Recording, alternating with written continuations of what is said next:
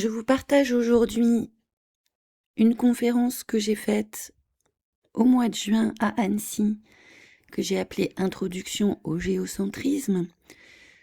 Je vous l'ai partagée récemment sur ma chaîne et c'est vrai que l'audio était de piètre qualité.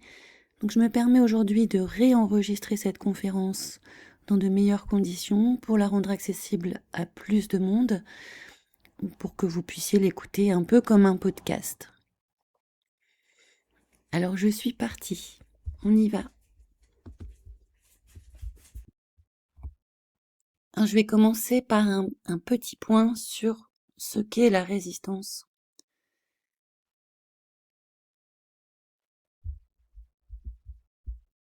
L'époque difficile que nous vivons a fait de nous des résistants, même si nous n'y étions pas préparés, que nous n'avions aucune velléité a priori d'entrer dans un combat. Sans doute que comme moi, vous auriez préféré vivre discrètement dans la paix et le confort. Mais les circonstances en ont décidé autrement et nous ont poussés à définir nos limites et les poser fermement. Résister, c'est quand les circonstances le demandent, tenir une ligne morale, une limite qu'on ne peut plus franchir sans se trahir. On se trouve obligé de dire non pour rester fidèle à soi-même, à son âme, à sa conscience. La période Covid a été une occasion de dire non pour nous, et aujourd'hui, c'est le développement d'une surveillance généralisée, intrusive, jusque dans notre intimité, qui nous demande encore de dire non.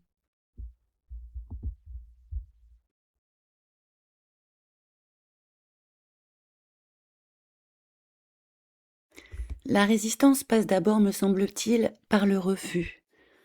Résister, c'est aussi refuser d'absorber des narratifs qui nous sont présentés comme des vérités indubitables, qu'on enrobe généralement du nom de science.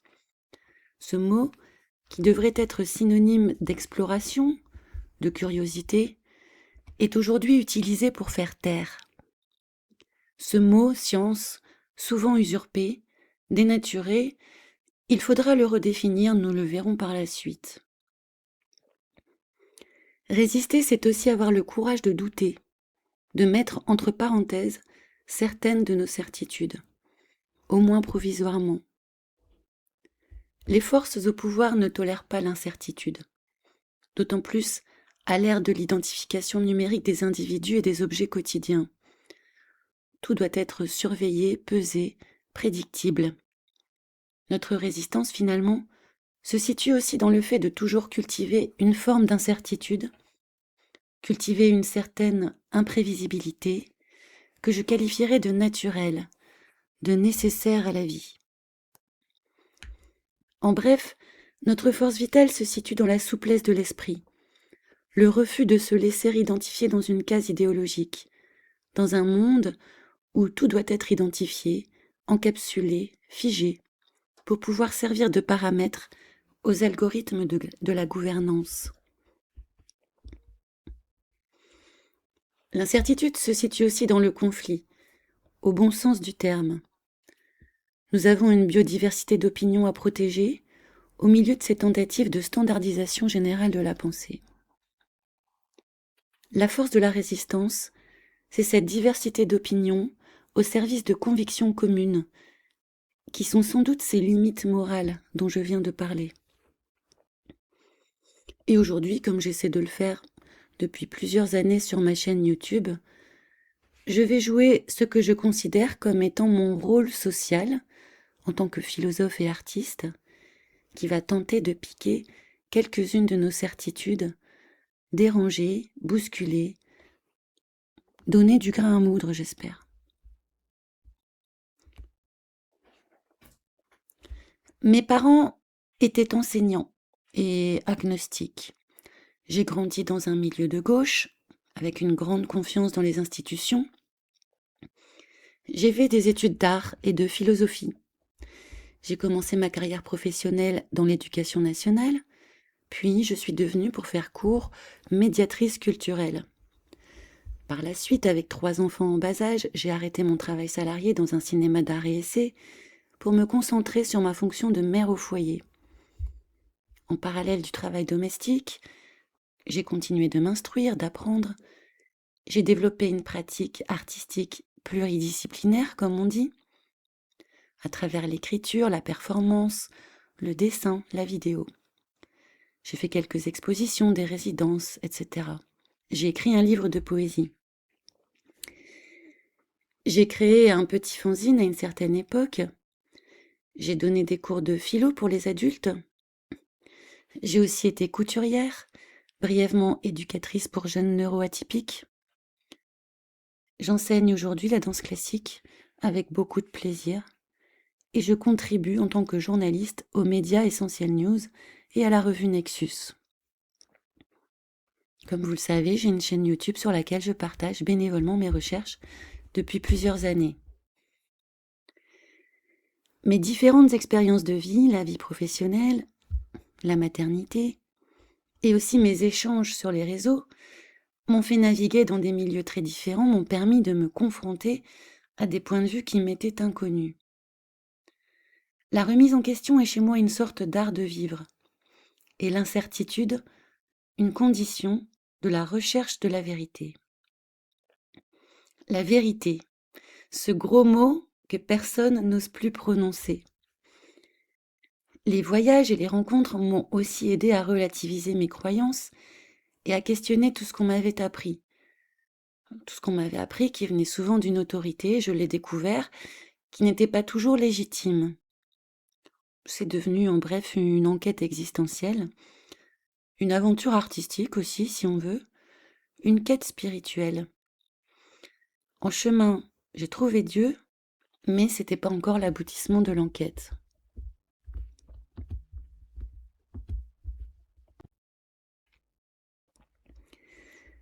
Cette incertitude volontaire porte un nom en philosophie.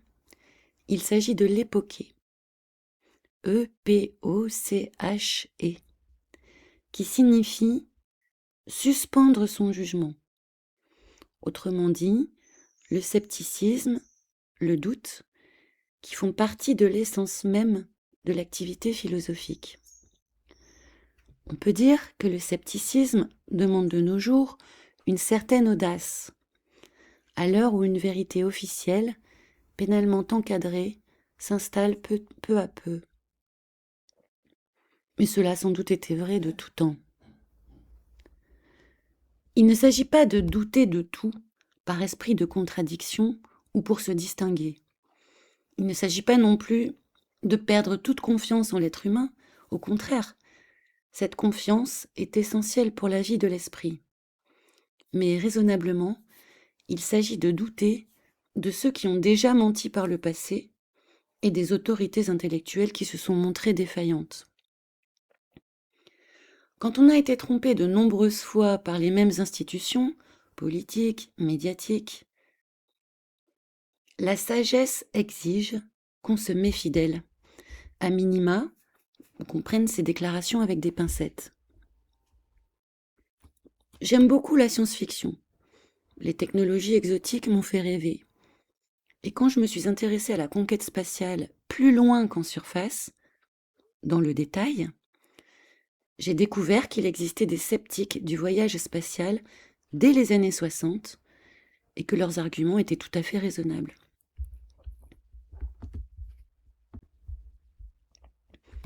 Finalement, qu'avons-nous comme preuve de ce prodige spatial ? Des photos, des vidéos, la parole de quelques hommes triés sur le volet par les autorités. Nous savons aussi que des secrets peuvent être parfaitement gardés à l'intérieur d'une structure pyramidale. C'est d'ailleurs sa fonction, comme on trouve dans l'armée. Le secret est même une condition de fonctionnement du complexe militaro-industriel d'où sont sorties les différentes agences spatiales au lendemain de la Deuxième Guerre mondiale.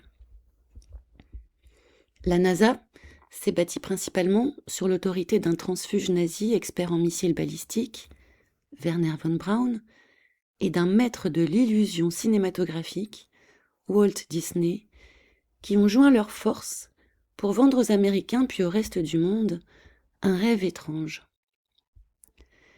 Et si la conquête spatiale n'était rien d'autre qu'un roman de science-fiction qui nous est présentée comme une réalité par les militaires. C'est une hypothèse que j'ai prise au sérieux. Sur quoi pouvons-nous nous appuyer pour vérifier leurs déclarations? Des photos? Des vidéos? Qu'est-ce que ça prouve? Seulement qu'on a fait des photos et des films, on ne sait pas où, on ne sait pas quand.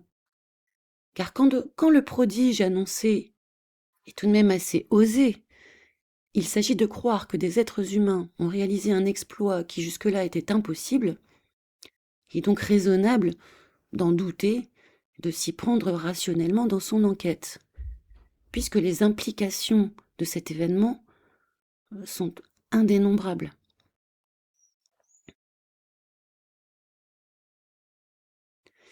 Spinoza, un philosophe hollandais du XVIIe siècle, a réfléchi au problème des idées vraies et des idées fausses, bien avant l'ère de la post-vérité et de la désinformation.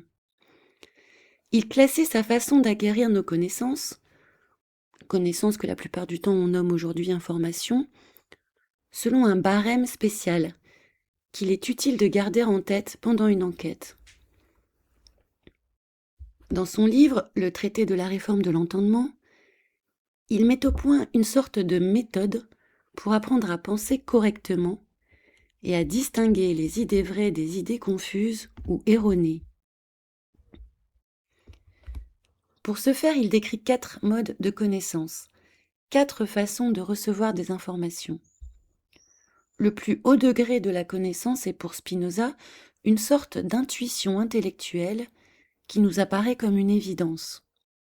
Une vision totale et immédiate, une révélation, pourrait-on dire, dans un langage religieux que lui n'utilise pas, une révélation. On saisit d'un seul coup l'essence d'une chose et sa connexion nécessaire avec ses causes. C'est une vision totale et immédiate, non discursive, qui saisit la chose dans son rapport à Dieu ou à la nature, puisque Dieu ou la nature, c'est la même chose pour lui. On peut comprendre ce mode de connaissance comme le fait de relier intuitivement les points.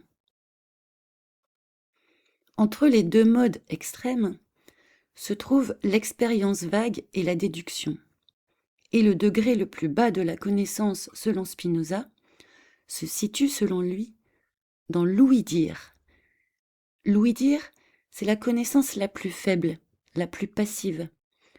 On ne sait pas par soi-même, mais parce que quelqu'un nous l'a dit. Un parent, un maître, un livre, une tradition. La vérité de l'ouï-dire repose entièrement sur l'autorité d'autrui, sans que l'esprit n'ait lui-même vérifié quoi que ce soit. C'est une connaissance contingente. C'est-à-dire que si on m'avait dit autre chose, je croirais autre chose. C'est une connaissance aussi aveugle. On accepte sans comprendre pourquoi c'est vrai. C'est aussi une connaissance sociale qui dépend du langage, des conventions, des institutions, bref, du contexte. Par exemple, son lieu et sa date de naissance. Personne ne s'en souvient par lui-même, on le sait parce que on nous l'a dit. On a donc plusieurs formes de connaissance chez Spinoza. La connaissance la plus basse procède de l'ouï-dire. La connaissance la plus haute est une connaissance intuitive et une révélation, si l'on veut. Et entre deux, il y a différents degrés de connaissance plus ou moins assurés. Ce détour par Spinoza nous fait comprendre qu'une grande partie de nos connaissances ont été acquises par ouï-dire. Par un maître, un parent, un livre, un journaliste. D'un point de vue pratique, nous sommes contraints de recevoir beaucoup de nos informations sur ce mode-là. On ne va pas attendre d'avoir visité le monde entier pour croire à l'existence de pays où on n'a jamais mis les pieds. Mais savoir ça, qu'une information transmise par ouï-dire ne constitue pas une preuve de vérité, nous aide à moduler notre confiance et à classer nos informations sous la forme de possible, probable, certain, improbable, impossible. On cherche ensuite à relier entre elles les informations probables ou très probables avec les quelques informations certaines dont nous disposons.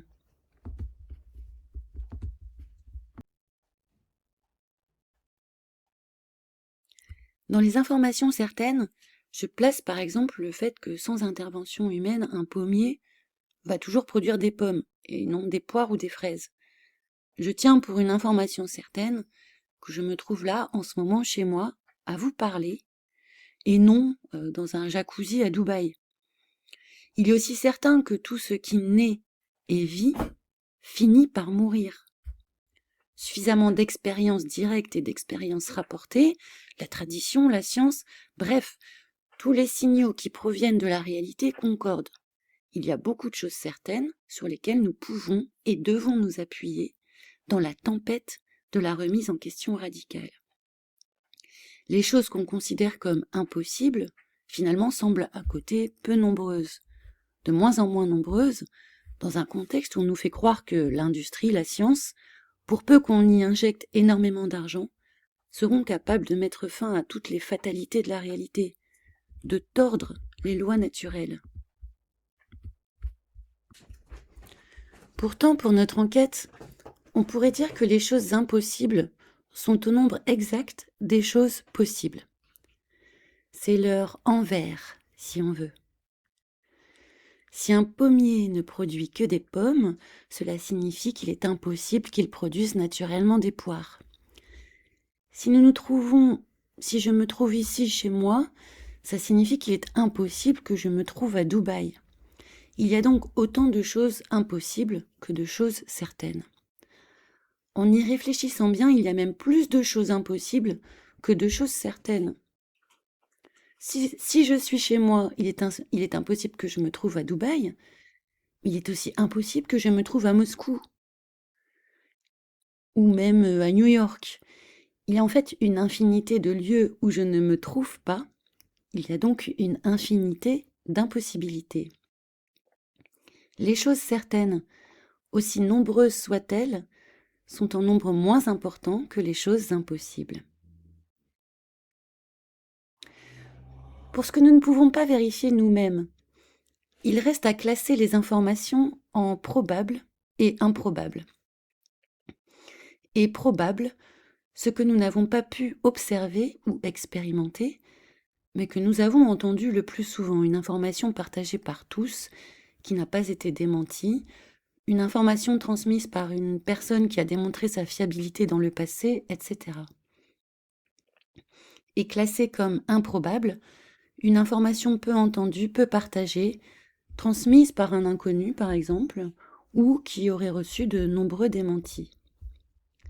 Dans les deux cas, on peut se tromper. On est dans l'univers de la spéculation, de l'hypothèse, de l'opinion, de la projection, de la modélisation. La science-fiction joue beaucoup sur le déplacement du possible et de l'impossible. Quand on parle d'immortalité, de technologie magique, etc. Et la science-fiction exploite autant le probable que l'improbable pour construire ces univers fascinants. C'est d'ailleurs la science-fiction qui a écrit le roman de la conquête spatiale.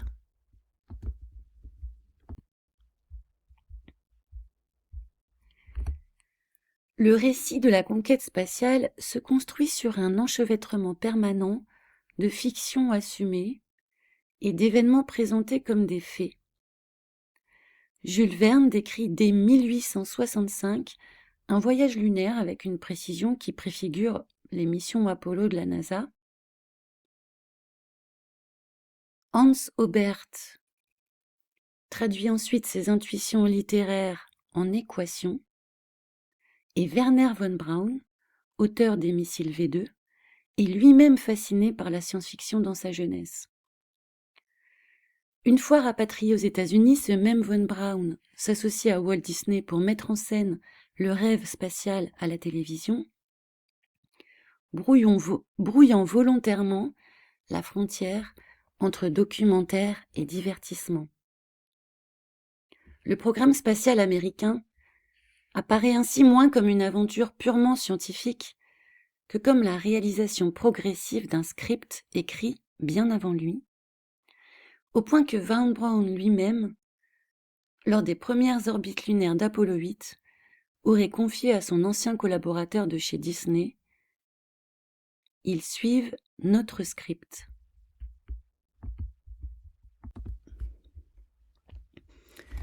Revenons à l'enseignement de Spinoza. Les informations reçues sur la conquête spatiale, ainsi que sur la nature de notre monde, nous ont été transmises sur le mode de l'ouï-dire. À l'école, à la télévision, sur Internet, dans les livres. Il s'agit donc de connaissances toutes relatives. Et le nombre de personnes qui croient en la véracité de ces informations ne change rien à leur validité ou leur invalidité. Un seul homme peut avoir raison contre tous, et c'est d'ailleurs souvent de cette manière qu'on représente un des plus grands héros du panthéon de la science, en la personne de Galilée, l'homme qui avait raison contre tous. C'est amusant car souvent ceux qui aujourd'hui portent Galilée au pinacle sont les mêmes qui se targuent d'avoir 99% des scientifiques de leur côté. Pour Spinoza, cette hiérarchie des modes de connaissance n'est pas seulement théorique, elle est éthique et existentielle. Plus on s'élève dans les modes de connaissance, plus on est libre, car connaître adéquatement, c'est agir selon sa propre nature, plutôt que d'être ballotté par des causes extérieures. L'ignorance est une forme de servitude, la sagesse, une forme de liberté. Tout ça, c'est sur le papier, et ça demande un engagement volontaire dans la découverte de la vérité, car on peut avoir de nombreux indices pour douter d'une information et ne toujours pas remettre en cause ce à quoi on croit. C'est humain. C'est décrit dans les sciences sociales sous le nom de différents biais psychologiques. On a tous connu un homme ou une femme qui refusait de voir qu'il était trompé par son conjoint pour tout un tas de raisons qui n'ont pas de rapport avec la rationalité ou l'intelligence. On a tous connu des gens qui refusent de douter de la parole des autorités parce que cela les placerait dans une position d'insécurité, trop difficile à surmonter psychologiquement. Mais il me semble que ce qui différencie quelqu'un qui voit qu'on le trompe et quelqu'un qui est dans le déni, c'est peut-être l'appétit de liberté qui est plus fort que le besoin de confort mental. Pour ma part, je me suis renseignée sur les questions de douter de la réalité de la conquête spatiale.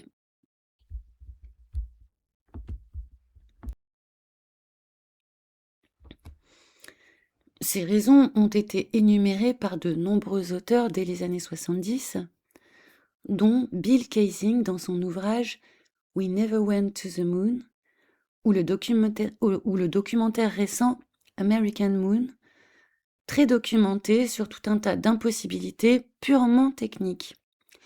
Les arguments avancés ne peuvent pas être des preuves, car le fait d'être allé sur la Lune reste toujours une possibilité lointaine dans l'absolu, mais on a affaire à une accumulation d'indices qui ne font qu'augmenter au fur et à mesure où on creuse le sujet, ce que je vous invite à faire. Et finalement, après des dizaines, peut-être des centaines, peut-être des milliers d'heures à éplucher les images, à prendre connaissance des arguments de ceux qui contestent la réalité de la conquête spatiale, je me suis forgé l'opinion qu'il était plus raisonnable de douter de la réalité des missions spatiales que d'accepter les allégations gouvernementales. Selon moi, il est finalement plus raisonnable de croire que des gens ont menti sur ce sujet, comme sur d'autres, pour certaines raisons d'ailleurs qui peuvent nous échapper provisoirement, plutôt que de croire qu'ils ont réussi à réaliser l'impossible. On voit que le curseur du possible et de l'impossible a été déplacé. Mais il y a toujours un mobile au mensonge. Même si ne pas connaître ce ou ces mobiles ne signifie pas qu'il n'y a pas de mensonge. On peut tout à fait constater une trahison sans en connaître les raisons profondes.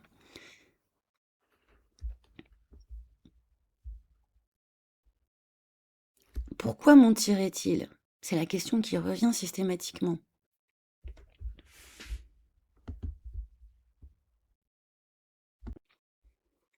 Pour ce qui concerne la conquête spatiale, il existe de nombreux intérêts de mentir pour les autorités. L'argent d'abord. Depuis les années 50-60, des sommes faramineuses provenant de l'argent public ont été transférées vers le spatial. C'est d'ailleurs pour des raisons financières que dans le roman de Jules Verne, un club de vendeurs d'armes, le Gun Club, décide de mettre sur pied une expédition scientifique, puisque leur business était à l'arrêt en temps de paix. Ils se disent qu'un projet international d'exploration du ciel amènerait des fonds institutionnels sans devoir en échange produire quelque chose du matériel. Je vous conseille d'ailleurs la lecture de La Terre à la Lune, le roman de Jules Verne, qui est plein de sarcasme et souvent à crever de rire d'ailleurs. Et on trouve dans ce livre des détails très troublants. Bien qu'écrit par un Français, le lancement de l'obus contenant les voyageurs se fera de la Floride, exactement comme 100 ans plus tard. C'est donc une arme de guerre qui envoie des humains dans l'espace, tout comme la NASA utilisera ensuite un missile V2 pour les premières missions spatiales. Donc, l'argent d'abord, le prestige ensuite, la démonstration de puissance. Envoyer des hommes dans l'espace, c'était un exploit inédit dans l'histoire humaine, tellement inédit, tellement impossible, qu'on peut parler de choc civilisationnel. Rendez-vous bien compte qu'à l'époque d'Apollo, rien que de diffuser un programme télé en mondovision était une première. Piètre exploit à côté d'aller sur la Lune. Pourtant, le premier, la diffusion en mondovision, n'avait pas été réalisée avant d'aller sur la Lune.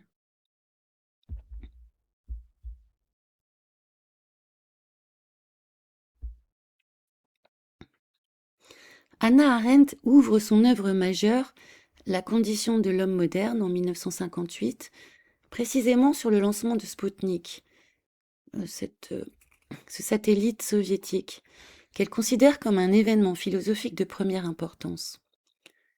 Pour elle, la conquête spatiale révèle un désir profond de l'humanité moderne de s'arracher à la condition terrestre, ce qu'elle appelle Earth Alienation, l'aliénation à la Terre. C'est quelque chose qu'on trouve souvent dans les discours des astronautes, depuis Konstantin Tsiolkovsky, alors Tsiolkovsky, 1857-1935, un des pères de la théorie de la conquête spatiale, à l'origine d'une équation et adepte du cosmisme, aussi lié à l'eugénisme.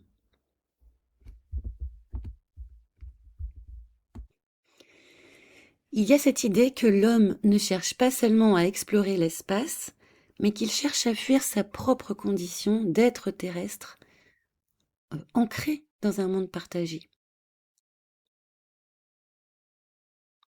Hannah Arendt voit aussi dans cette conquête spatiale le triomphe d'une rationalité purement instrumentale, qui sert à quelque chose. La science moderne depuis Galilée a progressivement remplacé le point de vue humain et sensible par un point de vue extérieur, celui d'un observateur qui regarderait la Terre depuis l'espace. La conquête spatiale serait l'aboutissement concret de cette abstraction folle, de ce changement de point de vue. Enfin, Arendt s'interroge sur le paradoxe de cet exploit. L'humanité devient capable de prouesses extraordinaires, mais perd simultanément la capacité de penser et d'articuler le sens de ce qu'elle est en train de faire. La puissance technologique s'emballe, tandis que la réflexion politique et éthique reste à la traîne.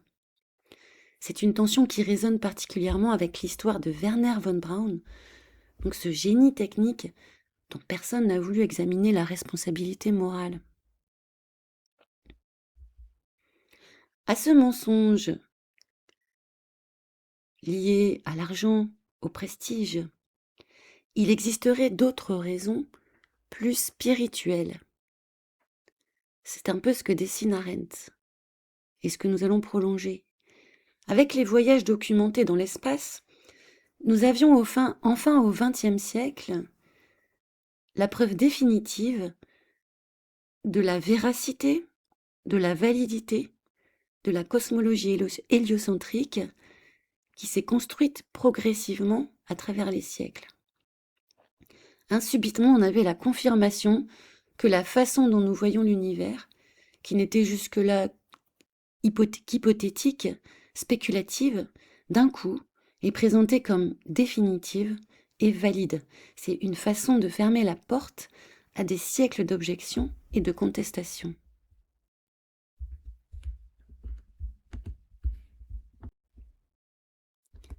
Car cela fait des siècles, des millénaires, que la cosmologie, c'est-à-dire la forme de l'univers, la façon dont il fonctionne, sont discutées avec passion. Les savants, les chamans, les prêtres de tous les peuples ont développé leur propre science sur le sujet, fondée sur l'observation et en concordance avec une genèse du monde, une conviction d'une certaine genèse du monde.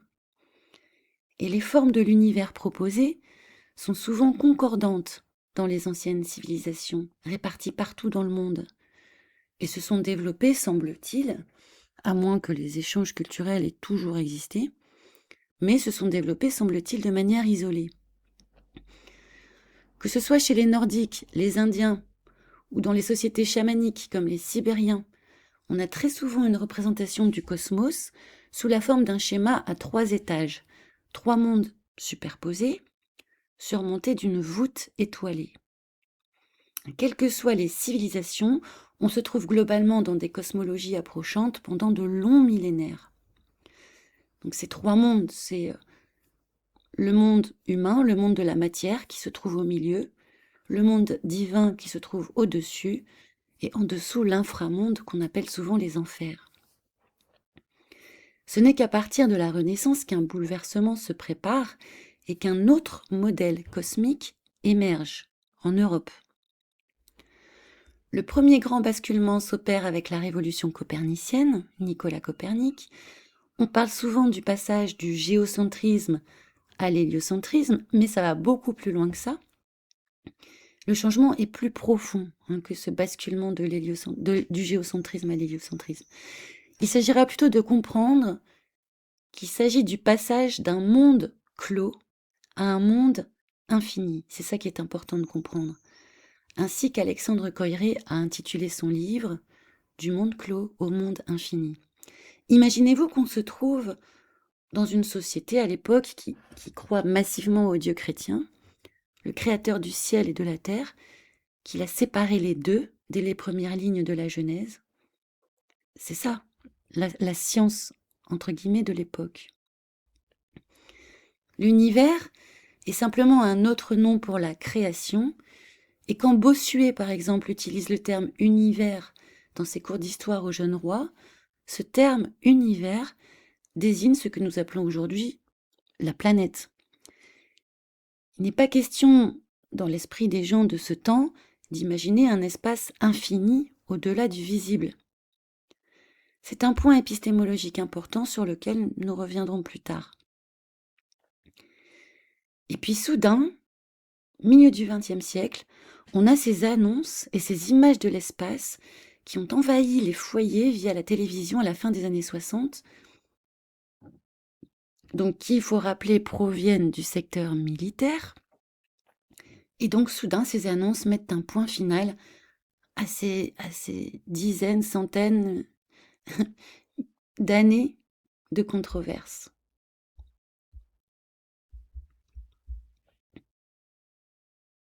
J'aimerais m'arrêter maintenant un peu sur le couple science et technologie. Le fait que nous vivions dans une société technologique nous laisse penser aussi que nos connaissances sont plus avancées que jamais, que l'histoire humaine est une évolution constante vers une connaissance de plus en plus fine de la nature de la réalité. N'oublions pas que la technologie s'est avant tout construite grâce à l'héritage technique, une avancée à base d'essais-erreurs qui traverse les siècles, faisant parfois appel à la sérendipité, On découvre quelque chose par hasard. On découvre souvent des dispositifs techniques, des recettes par erreur et non à partir d'équations ou de raisonnements préalables. Il est en effet important de faire la différence entre technologie et science. On peut être électricien, savoir utiliser, canaliser l'électricité pour des usages pratiques, sans connaître les différentes théories sur la nature fondamentale de l'électricité. C'est pas un problème. Cet exemple, ça permet de comprendre que la technologie n'est pas un signe d'une meilleure connaissance de la physique fondamentale. On peut être très avancé technologiquement sans être plus avancé sur la connaissance de la nature, des éléments, sur l'existence de la nature. C'est ainsi que j'en suis venue dans un élan de témérité à m'intéresser à un énorme tabou dans notre société. Je veux parler du sujet qu'on résume souvent sous le nom de Terre plate, qui est un peu comme le repoussoir ultime du complotisme. C'est d'abord le caractère repoussant de cette théorie qui m'a intriguée. Les passions, notamment la haine que suscite ce sujet, en disaient long pour moi sur l'importance cruciale de ce thème. Il était visiblement interdit de remettre en cause l'idée selon laquelle notre monde se résume à un globe errant dans l'univers, alors que de nombreuses civilisations anciennes représentaient le cosmos d'une manière bien différente, et même souvent, comme je le disais, concordante. S'il existe tant de passion autour de cette question, c'est bien qu'en la posant, il s'agit ni plus ni moins de se poser la question de la nature de notre réalité elle-même. Où sommes-nous ? D'où vient cette création qui nous sert de décor, à laquelle nous avons accès par le biais de nos sens ? Et la réponse qu'on apporte à cette question, où sommes-nous ? Au-delà de scientifique, elle a des implications énormes au niveau politique aussi, même psychologique. On nous mentirait, ou dans le meilleur des cas, on se tromperait lourdement sur la connaissance de base apportée par notre civilisation. La connaissance de base apportée par notre civilisation, c'est ce modèle cosmologique. Remettre en cause le modèle de notre cosmos, surtout si on ne fait pas partie de la poignée de personnes autorisées à en parler, celle qui porte une blouse blanche, qui détient un papier avec un tampon des autorités ou un pass médiatique, c'est un geste provocateur. Alors qu'il devrait être naturel, cultivé. Si on voulait être fidèle au credo de la science sur le papier, qui ne devrait jamais être un dogme, mais dont les spéculations, on doit sans arrêt les passer au fil du réel, de l'expérience, de la prédictibilité. Au départ, j'étais plutôt spécialiste de la philosophie de l'art pendant mes études. J'ai fini par explorer la philosophie des sciences après, par mes propres moyens, même si pendant mes études de philosophie, j'ai bien sûr reçu un socle de connaissances en épistémologie très important. Pendant notre scolarité, on nous enseigne un peu la façon dont la science s'est construite. La science n'est pas toujours le nom de la recherche honnête. C'est au nom de la science que l'État a justifié le fait de nous injecter des produits hors de notre contrôle. C'est au nom de la science qu'on a sacrifié des vies, ou torturé des cobayes humains, à travers des centaines ou des milliers d'expériences dites médicales ou sociales, notamment lors de la période noire du Troisième Reich, mais ça a continué, bien sûr. L'expérimentation humaine. Ce qu'on appelle la science, c'est parfois juste de la torture. La science, c'est un thème particulièrement polysémique. Ça veut dire à la fois corpus de connaissances, mais ça désigne aussi la communauté scientifique. Quand on dit « la science a dit »,« la science a démontré », on parle bien de personnes autorisées et d'enjeux, d'intérêts souvent politiques et financiers. Sur le papier, la science est neutre, mais dans la pratique, les scientifiques sont simplement des êtres humains qui recherchent des moyens de subsistance, qui ont besoin de subventions, qui ont leurs biais, qui ont leurs intérêts, leurs désintérêts. qui ont du courage ou de la lâcheté. Être scientifique aujourd'hui, c'est moins un sacerdoce qu'un gagne-pain, comme dans tous les métiers d'ailleurs. Ce qui constitue ce que nous appelons aujourd'hui la science n'est pas neutre ou tombé du ciel. Une science est à rapporter à la société qui l'a construite. Chaque peuple a sa science. Chaque peuple considère sa science comme la science. Un corpus scientifique est situé dans le temps, dans l'espace. Il est le reflet d'une société, d'une façon de voir le monde et de l'approcher.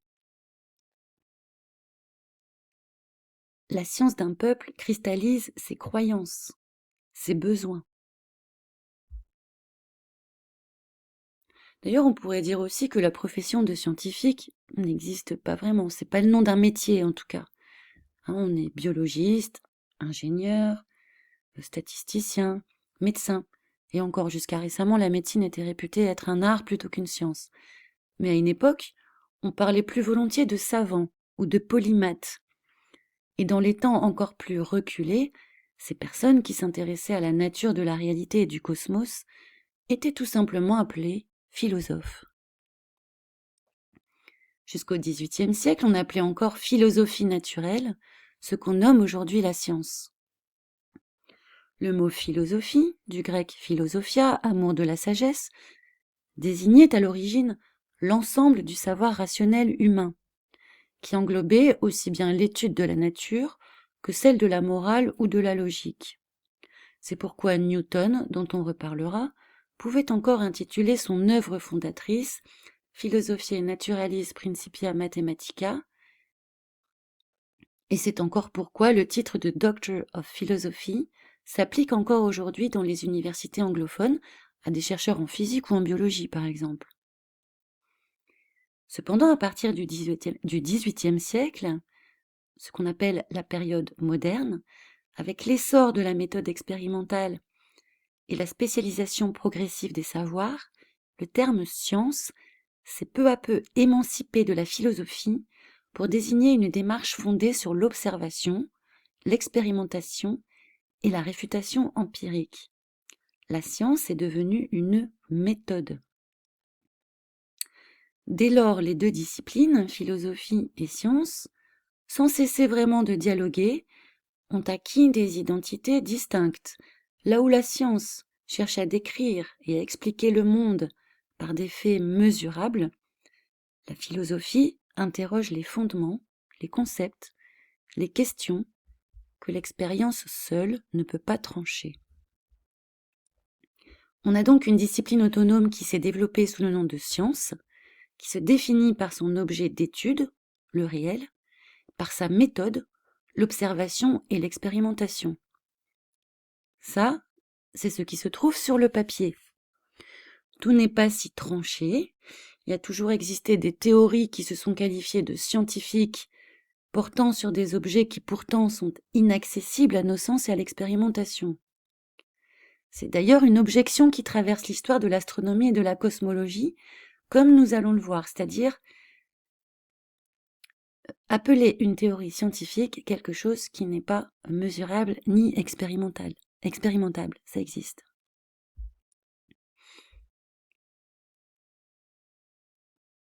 Je vais vous parler maintenant de Giordano Bruno et de l'appel de Kepler à l'épistémologie, pour illustrer ça.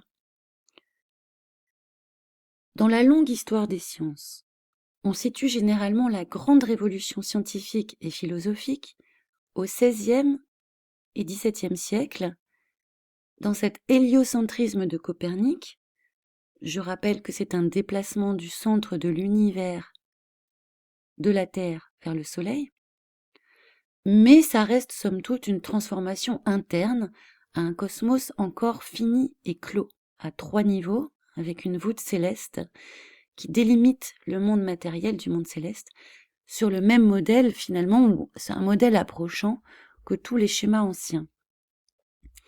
Mais la véritable rupture dans cette cosmologie, elle est d'une autre portée.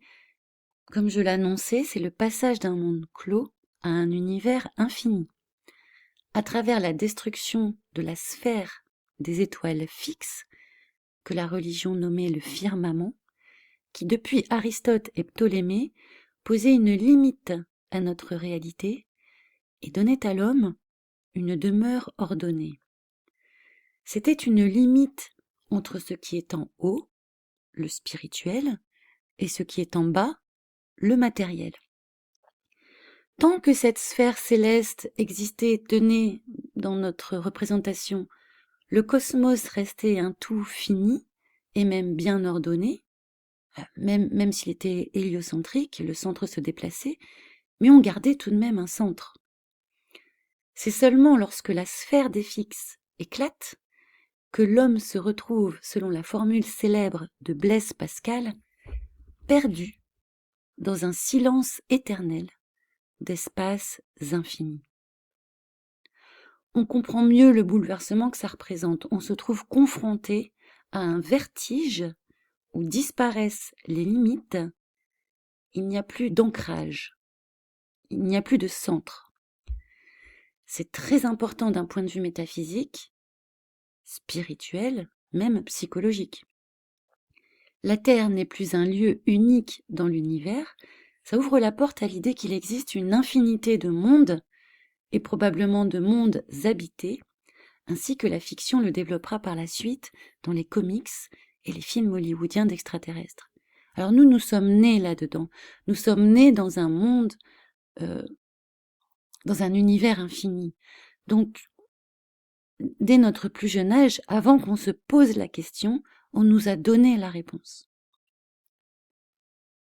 Donc, le chemin à faire est difficile et il faut repartir à rebours.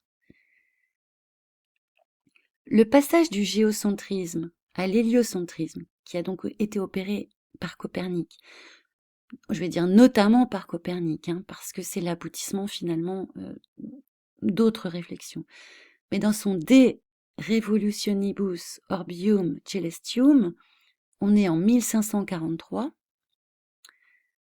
Ce renversement ne constitue en lui-même qu'un changement de centre, ainsi que je le disais, puisque la Terre cède sa place centrale au Soleil, mais l'univers reste pensé comme fini, hiérarchisé, structuré, autour d'un point privilégié et enfermé dans une sphère des étoiles fixes.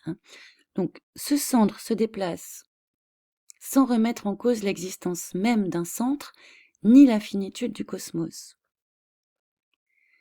Maintenant, la rupture la plus radicale vient de Nicolas de Cuès et de Giordano Bruno, un siècle avant lui, qui s'attaquaient non pas à la position du centre, mais à l'idée même qu'il puisse y en avoir un. Qu'il puisse y en avoir un. Dans son traité des Docta Ignorantia, un titre révélateur, l'ignorance savante, rédigé en 1440, donc un siècle avant Copernic, Nicolas de Cuès affirme que l'univers n'a ni centre fixe, ni circonférence déterminée. Il emprunte à la théologie négative l'image d'une sphère dont le centre serait partout et la circonférence nulle part, image qui s'appliquait d'abord à Dieu lui-même, inconnaissable et au-delà de toute détermination conceptuelle, avant qu'il ne la transpose par analogie à l'univers créé.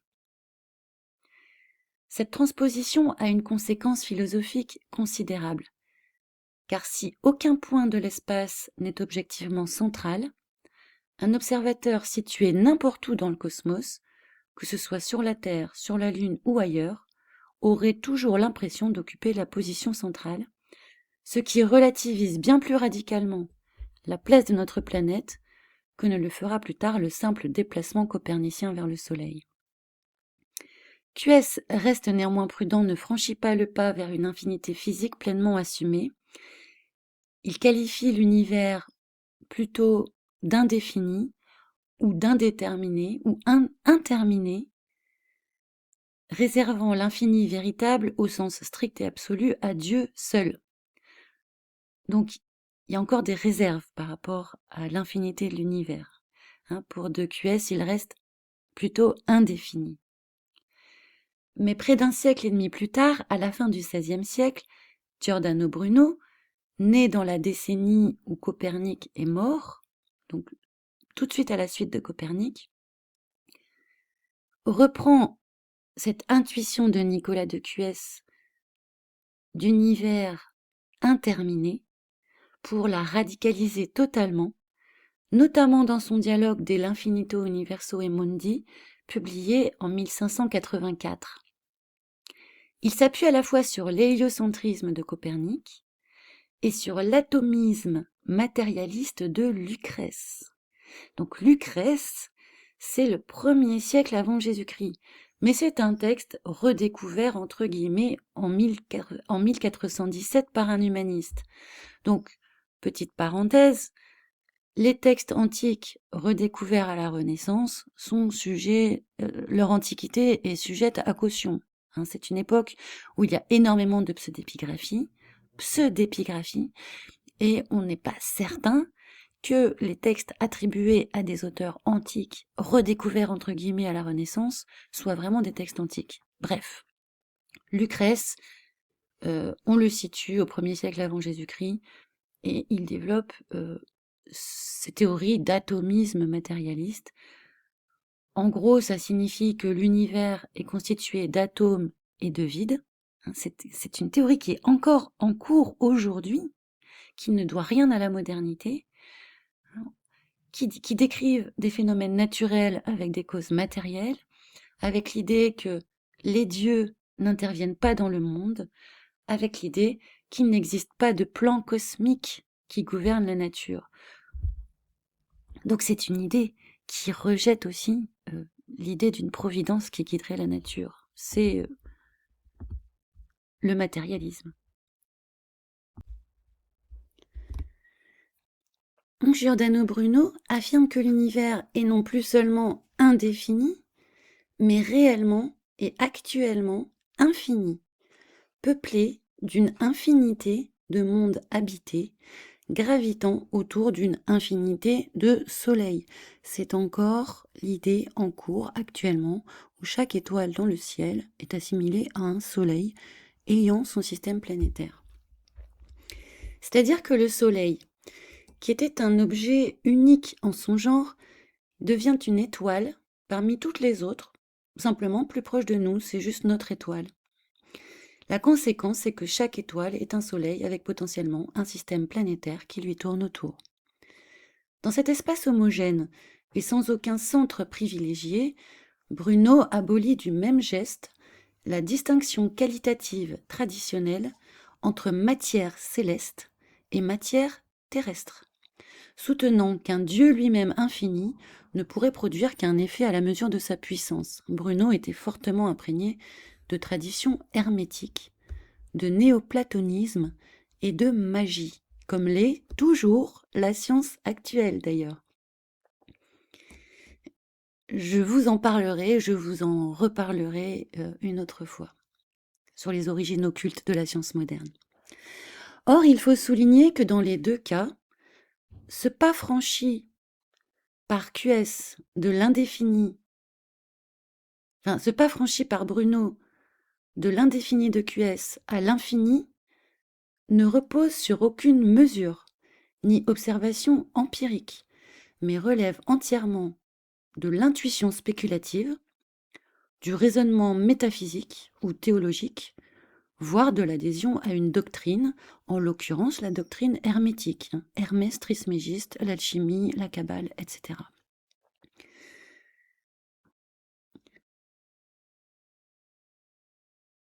Cuès procède par analogie philosophico-théologique, il transpose à l'univers physique une structure conceptuelle, pensée d'abord pour dire l'incompréhensible de Dieu, tandis que Bruno construit sa cosmologie par déduction métaphysique, combinée à une lecture philosophique de Copernic et de Lucrèce, sans le moindre instrument, capable de vérifier l'existence de cette infinité de mondes, puisque le télescope n'existait pas encore à cette date, ce qui contribuera d'ailleurs, parmi d'autres accusations d'hérésie, à condamner Bruno par l'Inquisition romaine, son exécution sur le bûcher en 1600.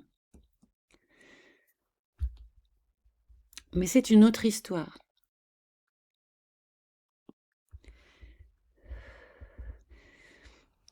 Dans ce cas, l'imagination devient une sorte d'outil d'étude du réel, on théorise ce qui n'est pas expérimentable. Rappelons que la Terre, qui était conçue comme un sol solide, une sorte de terrarium pour accueillir la vie matérielle, surmontée d'entités évanescentes et impalpables, les astres se trouvaient dans un autre monde, que la science ne pouvait pas étudier. Puisque les astrologues étudiaient leurs mouvements, ils pouvaient prédire les mouvements célestes, mais la nature même de ces objets restait en quelque sorte un mystère, faute de ne pas être à portée de nos sens, à part la vue qui nous permettait d'étudier les mouvements. Avec ce monde clos qui vole en éclats, la Terre se trouve propulsée dans le ciel, parmi les astres. Ce qui est en bas devient comme ce qui est en haut, selon la formule d'Hermès Trismégiste.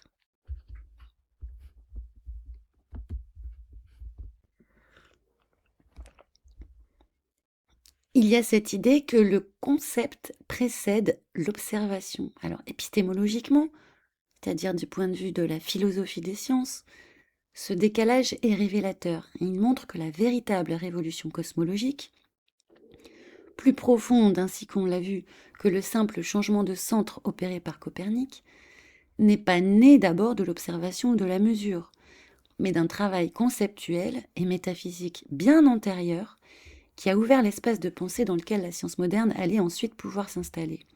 Donc il en va ainsi de la forme de la Terre, mais la science moderne a procédé de la même façon dans d'autres domaines que l'astronomie.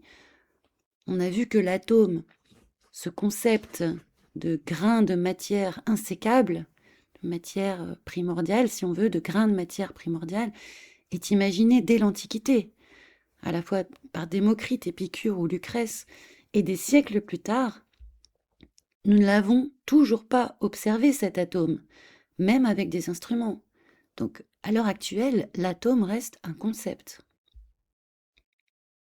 Je reviens à Copernic, qui lui-même avait placé le Soleil au centre pour des raisons esthétiques et idéologiques. Dans son De Revolutionibus Orbium Celestum, on lit, il écrit, « En effet, dans ce temple suprêmement beau qu'est le monde, qui choisit de poser ce luminaire, parlant du soleil, dans un lieu autre ou meilleur que celui d'où il peut illuminer le tout simultanément. Il nous dit, ce n'est pas à tort que certains le nomment lampe du monde, d'autres intelligence du monde, ou d'autres encore gouverneur du monde. » Et Copernic cite Hermès Trismégiste qui nomme le soleil Dieu visible. Que Copernic fasse référence à Hermès, c'est pas un événement anodin. Depuis l'Antiquité, les modèles cosmologiques concurrents à ceux des grandes religions sont donc issus de l'imagination des philosophes naturels, imagination parfois appelée intuition scientifique, et pour se distinguer de la poésie, qu'on appellera plus tard science-fiction, et pour convaincre le monde des savants, il faut bien sortir de la métaphysique pour aller vers la physique, il faudra de nouveaux éléments à l'appui, il faudra des preuves, jusqu'à cette preuve finale censément apportée par les images spatiales. Puisque l'univers n'est pas accessible au sens, à l'expérimentation, les savants, au bout d'un moment, réclamaient des preuves. C'est là où on en vient à la mathématisation. La mathématisation qui est un autre point de bascule de l'histoire des sciences. QS et Bruno parlaient d'infini, sans s'appuyer sur une observation ou une démonstration, infini ou indéfini. Mais avec Galilée, on a quelque chose de nouveau, puisque Galilée va décréter que le livre du monde est écrit en langage mathématique. Et à partir de ce moment-là, le calcul devient un outil scientifique. C'est exactement ce que fait Newton à la fin du XVIIe. Il reprend l'intuition d'un espace infini et homogène, mais il traduit cette intuition dans un cadre géométrique et physique où il part du principe que la loi de gravitation s'applique identiquement en tout point de cet espace. Ça, c'est un parti pris, qui n'a pas vérifié, hein. L'infini cesse alors d'être une image théologique pour devenir une variable opératoire du calcul physique. Notons que Newton est aussi profondément imprégné d'hermétisme et de Kabbale, ayant dédié à l'alchimie un volume bien plus important de travaux qu'à la physique.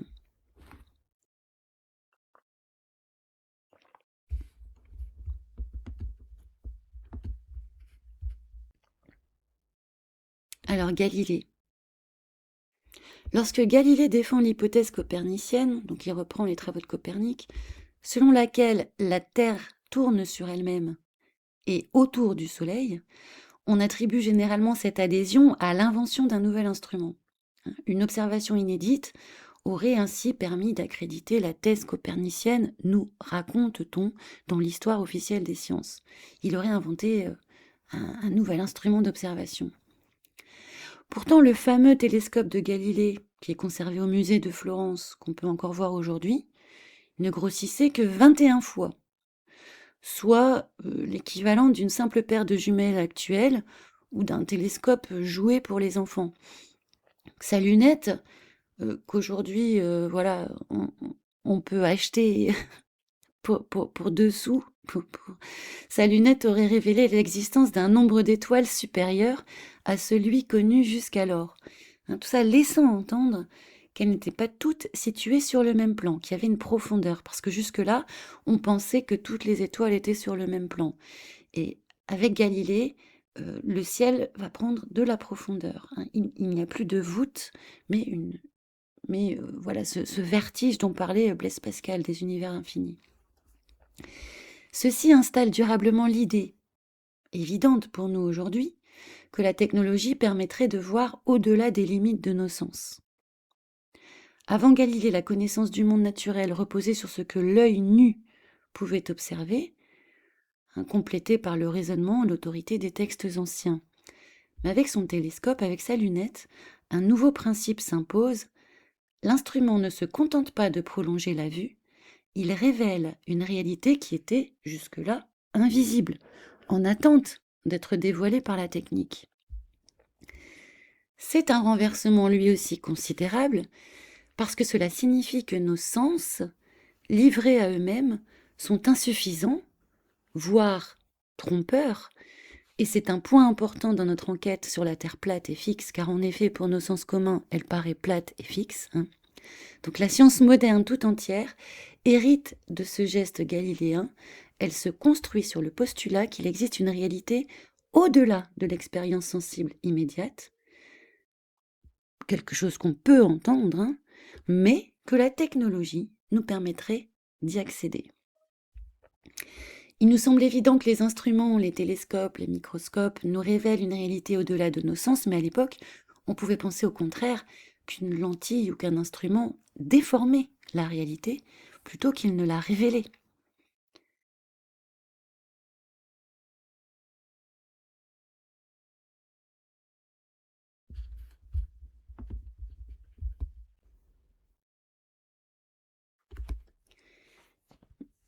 Et c'est là où intervient aussi la mathématisation, puisque certains objets astronomiques qui sont aujourd'hui intégrés à nos modèles, la science officielle on va dire, sont toujours nés de la spéculation pure, la spéculation mathématique, comme les trous noirs ou la matière sombre, qui sont des calculs pour combler les défauts du modèle, de la théorie. Cette matière noire, ou alors d'autres particules subatomiques, n'ont en réalité jamais été observées directement par aucun instrument. Leur existence est inférée à partir d'effets indirects. On voit une courbe de rotation galactique inexpliquée, une trace dans un détecteur, un déficit d'énergie. On ne voit pas, on déduit. En cela, la démarche se rapproche étrangement de celle des philosophes naturels d'avant Galilée, qui postulaient l'existence d'entités invisibles, comme les atomes, l'éther, les forces occultes, par la seule force du raisonnement et de la connaissance théorique, sans jamais pouvoir les montrer. Donc finalement, cette question de la technologie qui nous montrerait quelque chose qu'on n'avait pas vu auparavant, et cette révolution est toute relative. Puisque l'instrument moderne, aussi sophistiqué soit-il, ne révèle donc pas toujours la chose elle-même. Souvent, il ne fait que renforcer une spéculation en la rendant compatible avec des données observables. Donc la frontière entre observation instrumentale et inférence théorique, que Galilée semblait avoir abolie en mettant l'œil directement sur les cratères de la Lune dans sa lunette, finalement cette frontière n'est pas si nette.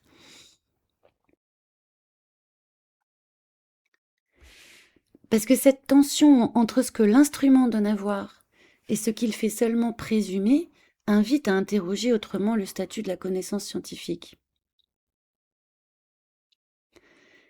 Si la technologie ne suffit pas toujours à garantir l'accès au réel, peut-être faut-il se tourner vers l'expérience elle-même, revenir à l'expérience. Une expérience qui vient d'un observateur situé, qui a une place dans l'espace. Ce que nous allons voir avec Poincaré, un mathématicien, et Husserl, un philosophe, au début du XXe siècle. Cette question fondamentale, finalement, c'est celle de la manière dont les phénomènes se donnent à la conscience, avant toute théorisation. Donc j'en viens à Husserl et à la phénoménologie. La phénoménologie, c'est avant tout une façon de faire de la philosophie inventée par Edmund Husserl au début du XXe siècle. L'idée de base est simple, plutôt que de partir de grandes théories sur ce qu'est la réalité ou la vérité, on part de l'expérience telle qu'elle nous apparaît concrètement dans notre vécu. Quand je vois une tasse, je me souviens d'un voyage ou que j'imagine quelque chose, il y a toujours une conscience qui est tournée vers quelque chose. C'est ce que Husserl appelle l'intentionnalité. La méthode phénoménologique consiste alors à décrire le plus fidèlement possible comment les choses se donnent à nous dans cette expérience vécue en mettant de côté provisoirement nos préjugés, nos théories scientifiques ou habituelles sur le monde. C'est ce qu'on appelle la mise entre parenthèses, ce dont je parlais au début de la conférence de l'époquer. Le but n'est pas de nier la science, mais de revenir à une couche plus fondamentale, celle de notre expérience vivante et incarnée au monde, que Husserl appellera plus tard le monde de la vie, Lebenswelt, c'est-à-dire un sol d'évidence immédiate, ce que j'appelais plutôt les connaissances certaines, sur lequel toute connaissance, y compris scientifique, vient se construire sans qu'on s'en rende toujours bien compte. C'est exactement dans cet esprit que Husserl a écrit l'ouvrage La Terre ne se meut pas, un texte tardif de 1934, à toute fin de sa vie, où il va distinguer deux façons de parler de la Terre. Il y a la Terre comme objet physique, que la science peut décrire comme un corps céleste en mouvement, c'est-à-dire l'héliocentrisme de Copernic, et il y a la Terre comme sol originaire de toute notre expérience, le point fixe et stable à partir duquel nous percevons et nous orientons dans l'espace. Avant même de pouvoir dire qu'un objet bouge ou ne bouge pas, selon Husserl, il faut déjà un terrain de référence immobile par rapport auquel ce mouvement a un sens. Et c'est le référentiel, il nous faut un référentiel. Et ce terrain, dans notre expérience vécue la plus basique, c'est la Terre elle-même, dont finalement on ne peut pas s'extraire. Husserl montre qu'il existe une expérience fondamentale et corporelle où la Terre fonctionne comme l'arrière-plan immobile et nécessaire de toute spatialité. Une expérience que la science présuppose silencieusement, sans jamais vraiment l'interroger. C'est le présupposé de toute expérience terrestre. Henri Poincaré va aussi explorer ce terrain-là. Henri Poincaré, né en 1854, mort en 1912, est un mathématicien, physicien, philosophe des sciences français, l'un des plus grands esprits scientifiques de son époque. Ce qui nous intéresse ici, c'est sa réflexion philosophique sur le statut des théories scientifiques, développée notamment dans son livre La science et l'hypothèse de 1902. Poincaré défend une position qu'on appelle le conventionnalisme. Selon lui, certains principes scientifiques fondamentaux ne sont ni vrais ni faux au sens strict, mais sont des conventions que l'on choisit parce qu'elles sont plus simples, plus pratiques, plus commodes pour décrire les phénomènes. Donc il prend ce recul par rapport à la science où il a conscience que c'est un discours qui est fait de conventions qui nous aident simplement à explorer le monde sans pour autant qu'il soit vrai ou faux. Pour comprendre, et il se refuse à ce niveau-là de considérer d'un point de vue absolu que la Terre tourne comme un fait. Il dit, on considère que la Terre tourne par commodité, mais ce n'est pas un fait. Pour que ce soit un fait, il faut revenir à un principe simple mais profond. On ne peut jamais observer un mouvement en soi. On ne peut observer qu'un mouvement relatif. C'est ce que je disais tout à l'heure. C'est-à-dire que le déplacement d'un corps par rapport à un autre, c'est la seule manière dont on peut observer un mouvement. Quand vous êtes dans un train qui démarre doucement, vous pouvez avoir l'impression que c'est le quai qui recule. Aucune observation purement sensorielle ne vous permet de dire avec certitude lequel des deux, le train ou le quai, est vraiment en mouvement. Vous ne percevez qu'un éloignement réciproque. C'est exactement cette situation que Poincaré généralise à l'échelle de l'astronomie. Quand il applique la chose au cas de la Terre, il explique que quand nous observons le ciel nocturne, nous voyons les étoiles se déplacer progressivement, le soleil se lever, se coucher, les saisons qui changent. Mais ce que nous observons réellement, ce sont des positions relatives qui changent entre la Terre et les corps célestes. Jamais un mouvement absolu. Deux récits nous permettent de rendre compte exactement des mêmes observations. Le récit héliocentrique, la Terre tourne sur elle-même et autour du Soleil, le ciel est immobile, ou presque, et le récit géocentrique, la Terre est fixe, et c'est l'ensemble des corps célestes, Soleil, étoiles, planètes, qui tournent autour d'elle chaque jour. Les deux récits permettent d'expliquer une même observation et permettent de faire exactement les mêmes prédictions, de prédire les mêmes phénomènes célestes, puisque les anciens astrologues étaient bien sûr géocentristes et prédisaient déjà des phénomènes célestes. Donc si l'on calcule dans chaque système les positions apparentes des astres telles qu'elles seraient vues depuis la Terre, on obtient rigoureusement les mêmes résultats. C'est un fait purement géométrique. Le changement de référentiel ne change rien aux positions relatives observées. Il ne fait que déplacer la question de savoir qui bouge d'un système à l'autre. C'est ici que se trouve le cœur de l'argument de Poincaré. Vérifier ou falsifier une hypothèse scientifique, c'est normalement confronter cette hypothèse à des observations qui pourraient la contredire. Mais dans le cas du mouvement de la Terre, il n'existe, par nature, aucune observation possible qui distinguerait les deux hypothèses, puisqu'elles se produisent par définition, elles produisent toutes deux exactement les mêmes apparences sensibles. Ce n'est donc pas que l'on manque encore de l'instrument ou de l'expérience qui permettra un jour de trancher, c'est que la question elle-même, posée en ces termes, qui bouge réellement, n'a pas de réponse empirique possible. Pour Poincaré, c'est précisément le signe que nous n'avons pas affaire à un fait, mais à un principe d'un autre ordre, un principe qu'on choisit, qu'on pose par convention, et non qu'on découvre par l'observation. C'est ce que je disais auparavant. On a posé par convention tout un tas d'idées, dont certaines remontent à l'Antiquité et qui n'ont pas du tout été altérées ou changées par des découvertes instrumentales ou par des calculs mathématiques qui n'ont fait que renforcer en fait la convention. C'est ce qui permet à Poincaré de déplacer complètement la question. Si l'expérience ne peut pas dire laquelle des deux hypothèses est vraie, alors la question « la Terre tourne-t-elle vraiment ?» est mal posée, ou plutôt elle change de nature. On ne demande plus « qu'est-ce qui est vrai ?» Mais quel système de description est-il préférable d'adopter? Quel est le plus pratique, le plus commode? Et c'est seulement à ce second niveau, celui du choix entre deux conventions équivalentes du point de vue de l'observation, qu'intervient le critère de commodité. On choisit l'hypothèse héliocentrique, non pas parce qu'elle serait plus vraie, mais parce qu'elle permet d'écrire les lois de la mécanique de façon a priori plus simple. Donc le rapprochement entre Poincaré et Husserl est éclairant. Il faut bien voir que les deux penseurs ne parlent pas du tout depuis le même terrain. Poincaré reste entièrement sur le terrain de la physique théorique. Il dit que parmi plusieurs conventions équivalentes pour décrire le mouvement des astres, on choisit la plus commode.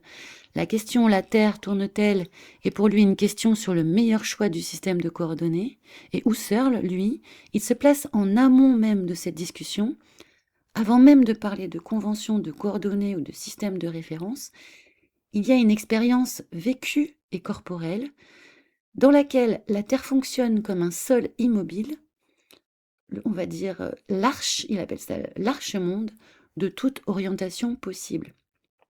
Quand Poincaré dit qu'il est plus commode de dire que la Terre tourne, il présuppose déjà un sujet capable de comparer des systèmes de description, de se situer dans l'espace, de percevoir des positions relatives. Et c'est précisément cette capacité originaire, ancrée dans un corps vivant posé sur un sol stable, que Husserl cherche à décrire. En somme, là où Poincaré demande quelle convention choisir pour décrire le mouvement, Husserl demande quelle expérience rend possible le fait même de parler de ce mouvement. Et c'est la Terre, comme sol vécu, et non comme simple objet physique qu'on verrait d'un point de vue extérieur qui n'existe pas en réalité, qui est sa réponse. Alors, la réponse de Husserl, c'est « il n'existe pas de vision humaine en dehors de notre point de vue situé sur la Terre ». Alors j'arrive maintenant à ma conclusion. Je n'ai pas beaucoup évoqué la théorie de la Terre plate, car ça me prendrait toute la journée. J'ai essayé de le faire dans plusieurs vidéos, mais il y a des chercheurs qui sont encore plus calés que moi sur la question des indices, des preuves, des arguments en faveur de la Terre plate, qui développent des observations aussi quotidiennes. Je pense à l'image notamment. Mais moi, je me situe dans un point de vue, on va dire, métaphysique et historique, où je démontre qu'il existe des arguments sérieux en faveur de cette hypothèse de la Terre plate, des arguments qui sont nombreux, raisonnables, et qu'on peut retrouver en faisant quelques recherches. Il y a notamment ce chercheur du 19e, Samuel Robotham, qui a inventé ce mot de zététique, qui a été repris ensuite par les zététiciens pour le retourner, mais le premier zététicien était platiste en réalité. Si vous voulez vous lancer dans cette aventure intellectuelle, que personnellement je trouve captivante, stimulante, on apprend énormément, je me permets de vous conseiller dans un premier temps de prendre connaissance et d'examiner les preuves qui nous sont données que la Terre est un globe en mouvement dans l'univers, sans tenir compte des images des agences spatiales qu'on met de côté. De toute façon, a priori, on va dire par principe de précaution, même si on garde l'hypothèse qu'elle soit réelle. Pour avoir un regard critique sur le modèle actuel, il faut bien le connaître. Donc, je vais quand même citer quelques arguments en faveur du modèle alternatif de la Terre plate, qui est un modèle en construction, qui n'est pas définitif, qui a lui-même ses propres limites. Mais on pourrait citer par exemple l'absence de perception du mouvement de la Terre, l'absence de prise en compte de ce mouvement dans toutes les expériences possibles sur Terre. À aucun moment, dans aucune expérience qu'on fait sur Terre, on ne tient compte du mouvement de la Terre. Quand il s'agit de la balistique, par exemple, quand il s'agit des voyages en avion, en ballon dirigeable, etc., on ne tient absolument jamais compte d'un mouvement de la Terre. On pourrait parler aussi de l'absence de parallaxe des étoiles. On pourrait parler de l'absence de la courbure visible, même à 10 km d'altitude quand nous sommes en avion. Il faudrait parler du débunkage des rares preuves de la Terre globe en mouvement à retrouver sur ma chaîne. On pourrait parler de du fait que la surface de l'eau est plane sur des kilomètres et des kilomètres. Des expériences ont été faites notamment sur le lac Michigan avec des lasers qui sont envoyés à la surface de l'eau pour vérifier la planitude, la planité de l'eau sur des kilomètres. On pourrait parler de la portée de la lumière des phares en mer. Les phares marins qui ont une portée bien supérieure à ce que cela devrait être selon les dimensions annoncées actuelles de la Terre. Parce qu'il y a aussi la possibilité que la Terre soit un globe, mais qu'elle soit beaucoup plus grande que ce qu'on nous en dit. On pourrait parler des trajets en avion pour démontrer que la Terre ne bouge pas. On pourrait parler de la faillite de l'expérience de Michelson-Morley. J'ai fait une vidéo à ce sujet qui est assez parlante, il me semble. Donc on pourrait dire que, d'un point de vue philosophique, tout va dans le sens d'une Terre plate et fixe, sans pour autant que nous puissions en avoir une certitude absolue. Par ailleurs, il faudrait connaître la nature exacte de notre réalité. Le ciel est-il un univers matériel ou spirituel? Notre réalité est-elle entièrement dépendante? Est-elle manifestée par notre conscience comme dans un rêve, etc. Ça reste des hypothèses à garder sur le tapis. Mais du point de vue de la philosophe que je suis, en langage philosophique, on peut dire sans se tromper que de notre point de vue humain, avec les pieds sur terre, selon la formule, tout se passe comme si la Terre était plate et fixe. Toutes nos expériences communes vont en ce sens. C'était d'ailleurs l'argument de l'Église pour combattre la thèse héliocentrique, et c'est aussi l'argument de Poincaré et de Husserl, c'est-à-dire qu'il faut s'appuyer sur nos perceptions humaines pour faire science. En d'autres termes, si la Terre était plate et fixe, cela ne remettrait pas en question toutes les lois de la physique classique qui sont utilisées par les ingénieurs. Ça ne renverse pas tout, puisque finalement, nous vivons déjà comme si la Terre était plate et fixe. Comme si. Donc à retenir de cet exposé pour terminer, la révolution scientifique, la véritable révolution scientifique de la Renaissance, ça a été un changement de point de vue, un décentrement, on change de centre, puis le passage d'un monde clos à un univers infini, puis l'idée qu'on peut acquérir une vision qui va au-delà de nos sens grâce à la technologie et aux mathématiques. La bascule, c'est aussi l'idée que ce qui est en haut est comme ce qui est en bas, c'est une véritable bascule du modèle cosmologique, puisque tout modèle cosmologique, je le rappelle, est le reflet d'une idéologie, ou au moins a une portée religieuse, spirituelle. Et il y a l'idée aussi à retenir de cet exposé que la traduction de ce modèle hermétique de l'infinité de l'univers en langage mathématique nous a amené à l'idée d'une pluralité des mondes, à l'idée des extraterrestres et aujourd'hui à l'idée que nous aurions été créés par des êtres venus d'autres mondes, toujours avec cette portée spirituelle qui jette le doute sur la création divine. Bon voilà, j'espère vous avoir donné une idée générale, une introduction générale à la recherche sur la Terre plate, que je vous encourage à faire si vous avez les ressources psychologiques pour le faire, parce qu'il faut être solide quand même, mais qui est extrêmement stimulante pour l'esprit. Et encore une fois, on n'est pas obligé d'avoir un modèle, comment dire, pour remettre le modèle actuel en cause, on n'est pas obligé d'avoir un modèle déjà en tête. On n'est pas obligé de convaincre avec un autre modèle. La recherche en elle-même se suffit à elle-même. Voilà, je vous remercie de m'avoir écouté, d'avoir été patient. C'était parfois ardu, je le sais. Merci de votre attention et à bientôt.